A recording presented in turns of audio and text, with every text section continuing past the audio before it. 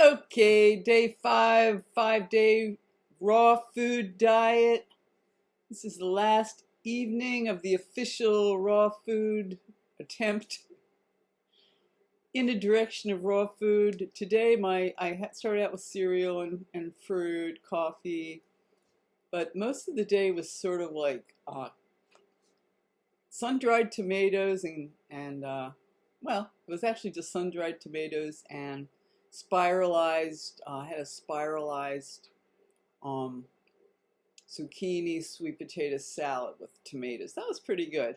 I actually didn't eat that much today. I was working again, and one of the things about being on a raw food, real food diet is that the food that is available is not really compelling. It's There's no razzle dazzle on it. Once again, unless you just do all this wild, lengthy preparation. So I had sun-dried tomatoes that I dehydrated, and they're very delicious. But the reality is you can eat a lot of sun-dried tomatoes because there's no oil on them. It's just tomatoes, no salt, no anything, but they're very sweet, fresh tomatoes.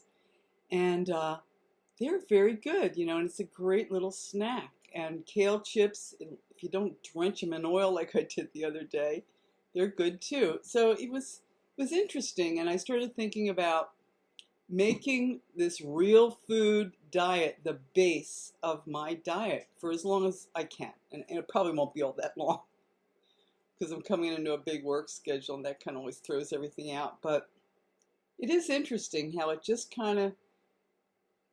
separates you from that magnetism of processed food. Their processed food is years of recipes, years of, you know, company food production to make the food enticing, addicting. And when you take all that out and it's just food, like a tomato or a zucchini or a sweet potato, and no cooking, it's raw, just like you picked it out of the ground. It sustains life, and it actually, has a lightness to it, which makes you feel good. Doesn't have that heaviness that processed foods has, but um, it's not magnetic, which is good, because the magnetism is the problem. The magnetism of pizza and potato chips. You know, they're magnetic. Even meatloaf with gravy and mashed potatoes, it's a far cry from all that. Once again, unless you spend all freaking day doing these wild raw food concoctions, and I've done it. And you can get some really mighty tasty stuff. It's very expensive, takes a long time, and you generally don't end up cooking that much of it. So you have to keep repeating.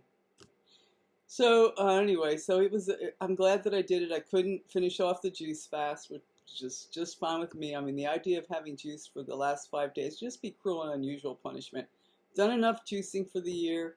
Very happy with juicing. I will do it again in the future. It's just I need to take a break. I'm coming into my work schedule.